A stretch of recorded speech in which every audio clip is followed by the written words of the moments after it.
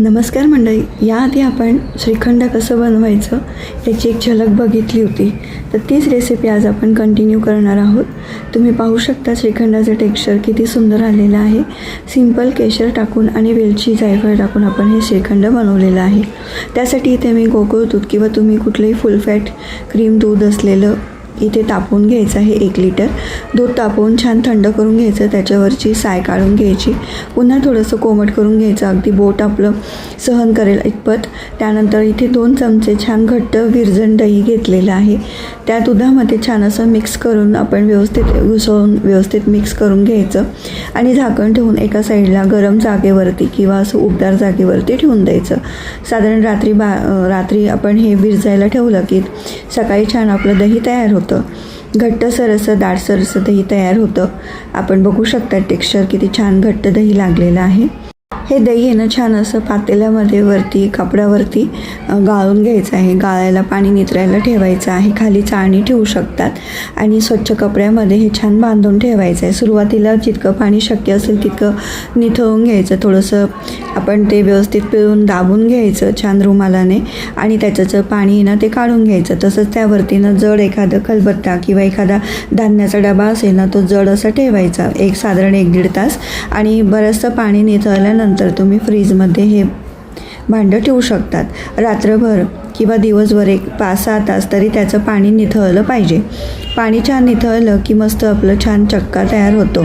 घट्ट असा छान दहीचा चक्का तयार होतो. आपण जे घरी चक्का बनवून जर श्रीखंड केले ना मंडळी खूप टेस्टी लागतं. जेव्हा आपण विकतचं श्रीखंड आणतो त्यामध्ये गरजेपेक्षा जास्त साखर आणि इतर काही असे पदार्थ असतात की ते आपल्या शरीराला हानिकारक असतात. पण आपण जर हे घरी बनवलं ना तर खूप छान असं पौष्टिक श्रीखंड तयार होतं. छान मलईदार चक्का तयार झालेला आहे.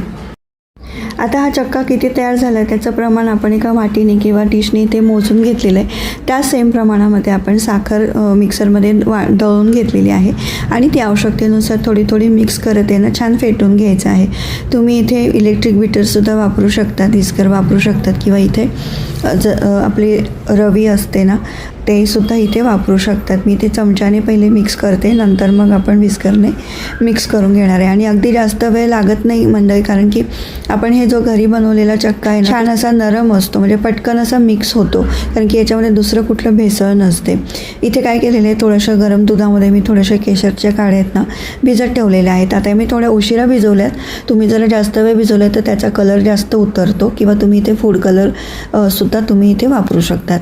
आपण जी सुरुवातीला साय काढून ठेवली होती ना ती सायसुद्धा इथे फेटून या मिक्सरमध्ये टाकायची आणि छान असं एकजीव करून फेटून घ्यायचं. एकजीव सगळं छान झालं ना की साखरही छान मिक्स होते आणि त्याची चवही वाढते.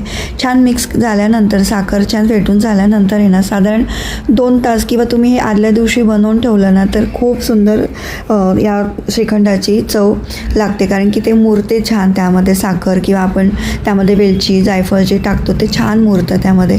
तर मी इथे आता काय केलेलं आहे, इथे थोडंसं आहे ना रोज फ्लेवरचं बनवण्यासाठी थोडंसं चक्का हा बाजूला काढून ठेवलेला आहे साखर मिश्रित करून. आणि आता इथे मी वेलची आणि थोडंसं जायफळ थोडंसंच घ्यायचं बरं का, आणि ते छान साखरबरोबर कुटून घेतलं आणि ते इथे टाकलं. मी इथे साखर बरोबरसुद्धा दळून घेता आली असते वेलची पावडर, पण त्याच्याने थोडासा कलरमध्ये फरक पडतो म्हणून थोडंसं इथे कुटून टाकायचं. जाडसर असं कुटूनसुद्धा वेलचीची चव छान लागते. तर तिथे जायफळ आणि वेलची कुटून आपण मिक्स करून घेतलेलं आहे श्रीखंडामध्ये. छान एकजीव करून घ्यायचं आणि तुम्ही हे फ्रीजमध्ये ठेवू शकतात 1-2 तासासाठी किंवा आदल्या दिवशी बनवून ठेवू शकतात. तर इथे आपण केशरच्या काड्या जे भिजवलेलं दूध आहे ते सुद्धा इथे मी आवश्यकतेनुसार मिक्स करून घेतलेलं आहे. आणि बाहेरचं श्रीखंड आणि घरच्या श्रीखंडामध्ये तुम्ही डिफरन्स बघू शकता टेक्स्चरमध्ये, आणि तुम्ही हे घरी बनवून पहा, तुम्हाला नक्कीच फरक जाणवेल. तर तुम्ही या गुढीपाडव्याला किंवा आपल्या मराठी सणांना किंवा कुठल्याही घरामध्ये आनंदाचा एखादा उत्सव असेल त्यावेळेला तुम्ही श्रीखंड बनवत असाल तर कशा पद्धतीने बनवतात हे तुम्ही मला नक्की सांगा. आणि जर माझ्या रेसिपी तुम्हाला थोड्या जरी आवडत असतील ना तर प्लीज लाईक करा, शेअर करा आणि सबस्क्राईब करायला विसरू नका. धन्यवाद.